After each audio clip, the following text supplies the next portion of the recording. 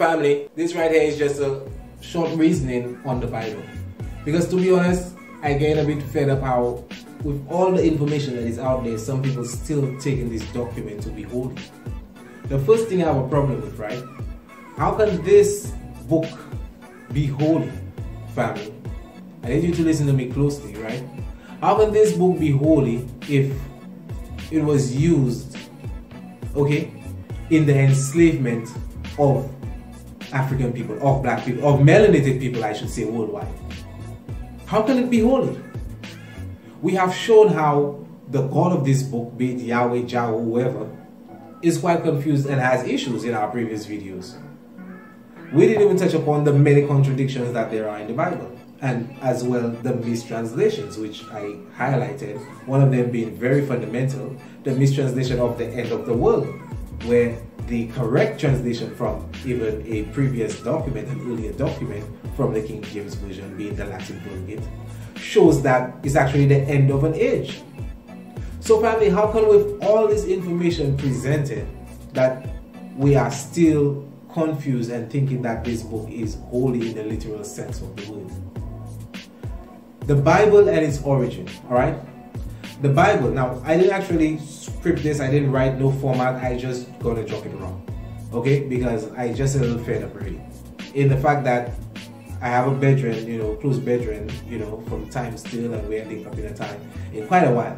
Okay, I get to link up with the bedroom. If you're watching this video, shout out, you know, to the bedroom still, you know. But the bedroom seemed quite entrapped in that book and trying to make everything and, you know, all the events of the book literal, even the characters.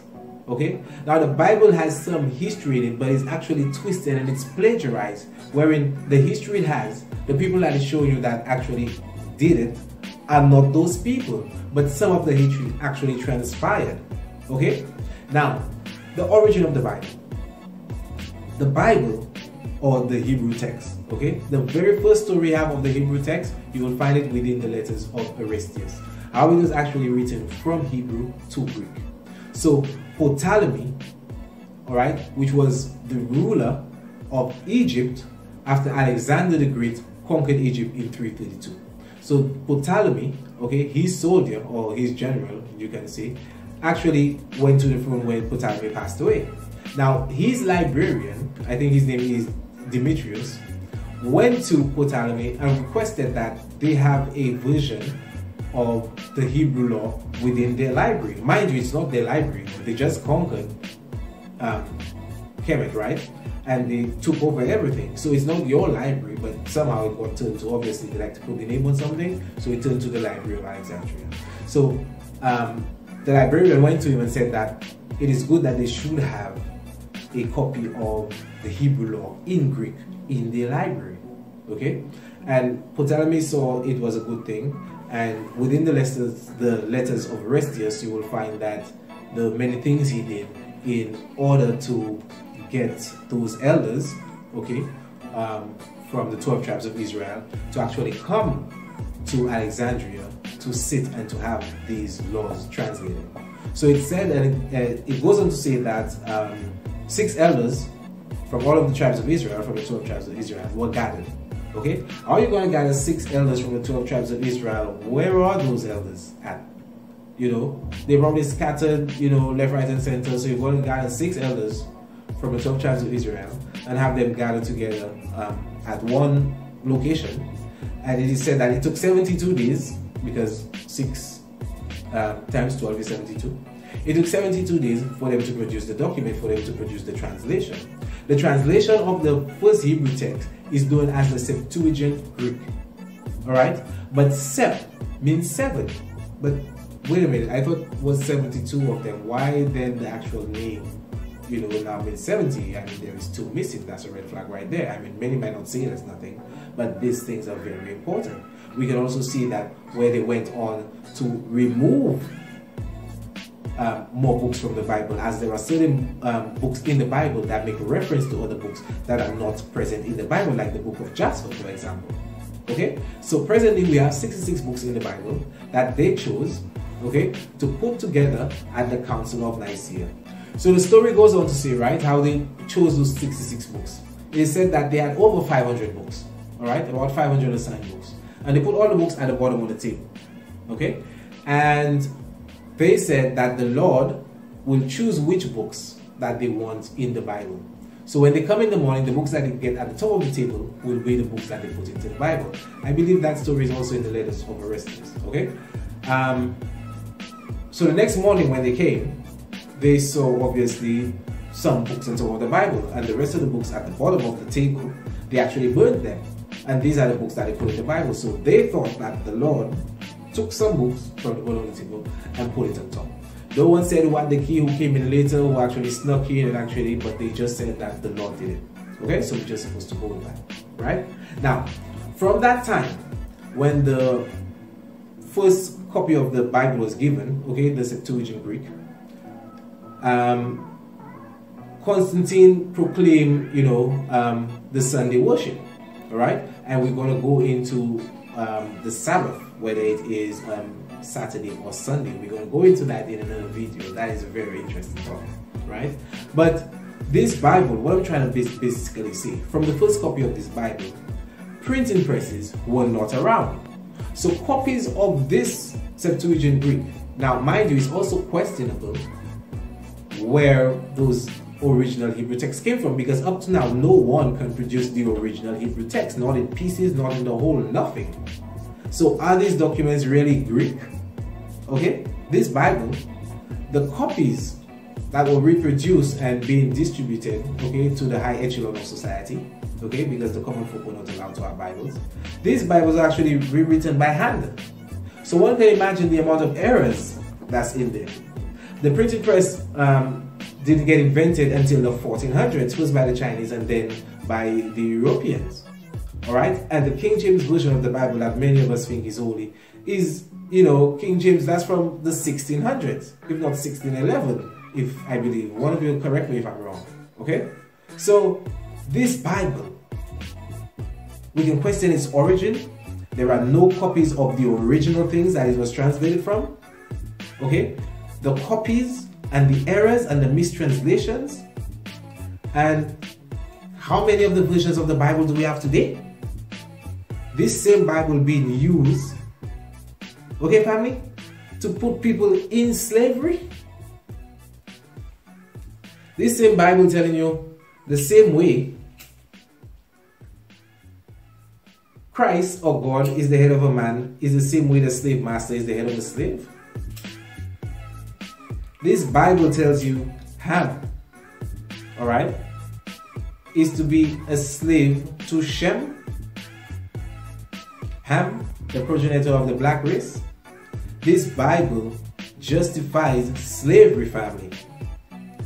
This God, or Yahweh, family, within this Bible, okay, actually commissions the killing of millions of African people. All African tribes in the Bible are cursed. Even his own patriarch, Moses, right, had an Ethiopian wife. I think I touched upon that in towards the ending of the video. Does God have issues? Okay, and then after that, he asked the Israelites to assassinate all of the Moabites, I believe she was from. Okay, so what is that? So family, this Bible is not to be taken literally. I mean, a lot of things people can actually try and relate it literally. Okay, we have been reading this Bible since when we were young, and the understanding has changed. Some of it has grown, but you can see it is a book put there to confuse people.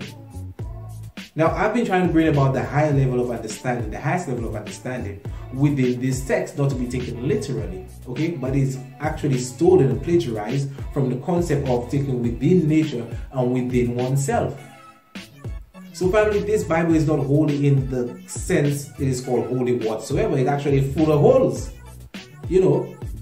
And the Holy Bible, remember the Bible was translated from Hebrew to Greek and from Greek to Latin to English. Okay, so the Greek, the term Holy Bible actually came from Greek, meaning Hidios Biblios, which means sandpapers.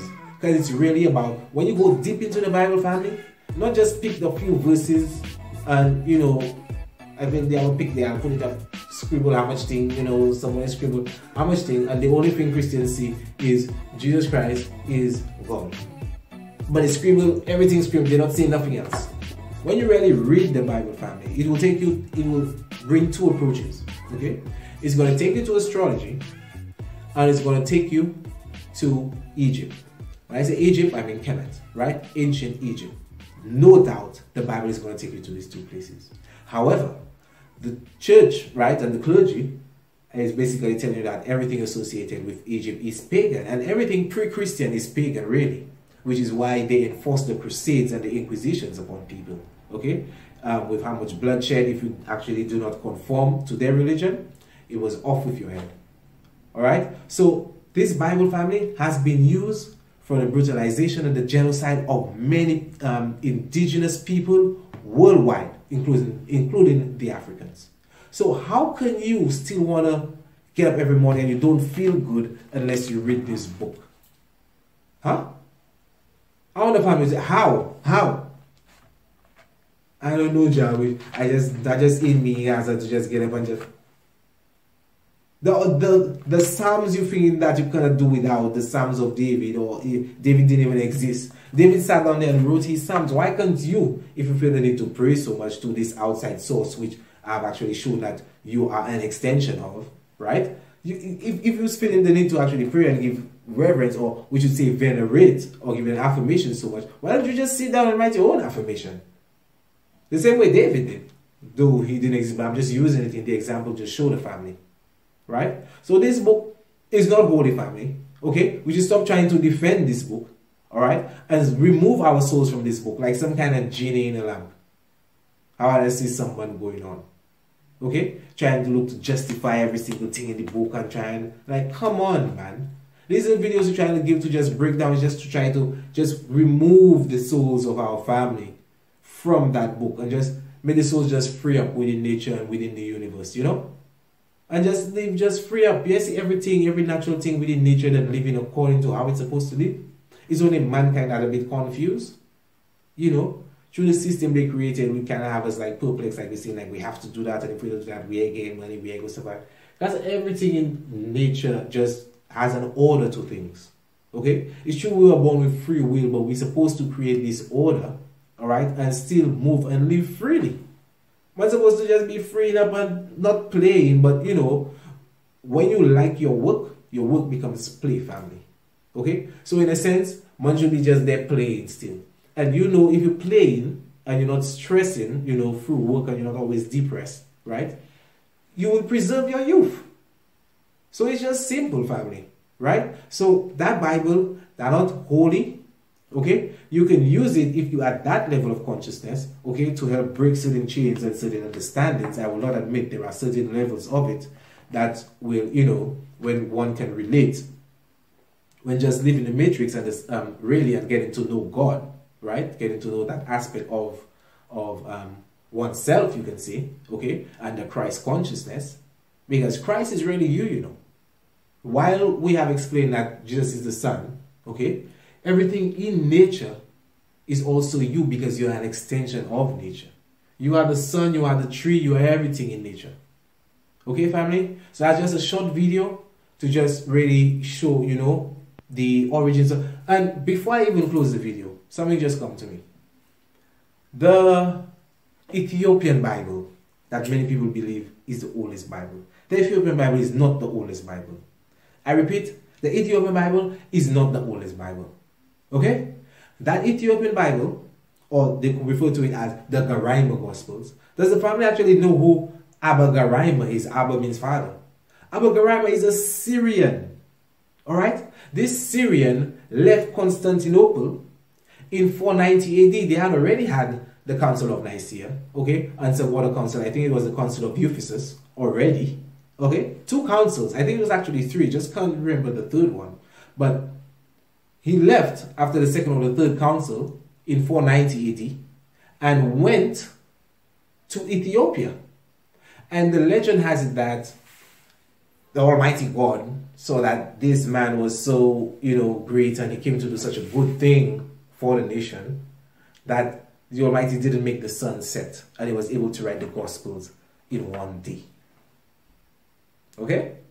Now, it is the oldest illustrated version of the Bible, in that it has a lot of nice pictures and nice drawings. You know what I mean? But it's not the oldest Bible. The oldest Bible, as we just mentioned, is the Septuagint Greek. Okay, family? Now, this Abba Garima, he's not indigenous to Ethiopia, family. This man is a Syrian. Okay? His family is from the same Shemites that the Africans, be it Ethiopian or whoever have you, had to be a slave to.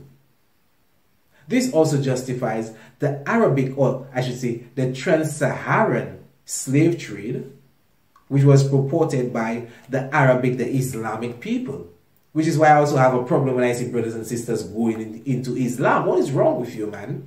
Don't you do a little research on things we go into? You know, I mean, I give thanks for my foundation within Rastafari, wherein it actually showed me the link. It gave me a link, rather, to Africa. So make me see divinity in a black king and actually seeing it in myself. Because obviously if I'm seeing an image black, then I know, you know, I have something royal as well. Okay? But then also the understanding of the God concept has also broadened, wherein that the anthropomorphic representation, okay, of that divine essence, I do not find it can be contained within one anatomy or one physical organism. All right? But however, that foundation is much better than most of the foundations they have out there. Because all of the Israelites and the Hebrews and the Catholics and all of them, right, their place, okay, of worship, or their place that they look to or thing that they came from, is Israel.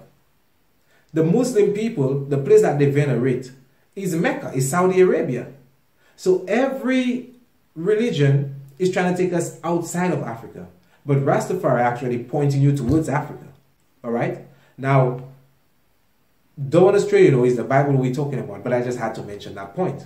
Okay? So, family, that liberty, okay, for that time period was fundamental in that it gave me the foundation. Okay? But the thing is, most of us get stuck on the idolatry worship of the individual, whereas he should be seen as the next African king, or even the Nesut Biti of the 21st century. All right? And having said that, take him in the fact that he is a king, just as the pharaohs of time before, okay? But is a representation of, we can say, Ra, of the divine consciousness, or the divine consciousness, all right? But it's not it. He's not it in totality, family. All right? So the Bible, this was about the Bible, didn't want to stray too long. So the Bible, family, is not only that Abba Garima Gospels. These guys, Assyrian, came to Ethiopia, right? The Gospels in one day. See, God to make the sun set and all them kind of thing there. I don't really jack none of that shit, to be honest. Man getting older, man have to apply a certain level of understanding. All right? And I know for sure, all right, while there are positive things in the Bible, majority of it is contradictory. Okay? And if you read it properly, for the literalists, you will see that there are many things wrong with this God, you know, formerly called Bali, but now I think he changed his name to Yahweh, you know, or Jehovah, or one of them. There are so many names, I even lost track really. And Baal was the name of what they call a pagan deity, a pagan sun god back in the day. So it was just a short video, family, just to let off some steam really in regards to this Bible thing. Okay, and we're coming for the Quran soon, and this Islam thing that we see most of our people who live Christianity seeming to go to this, thinking that it's the way.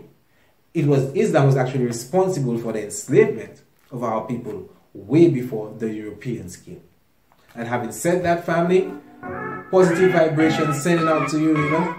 Just be strong, be who you are still, you know. No excuses, be your high self, and then we elevate to the fifth dimension. Peace, love, and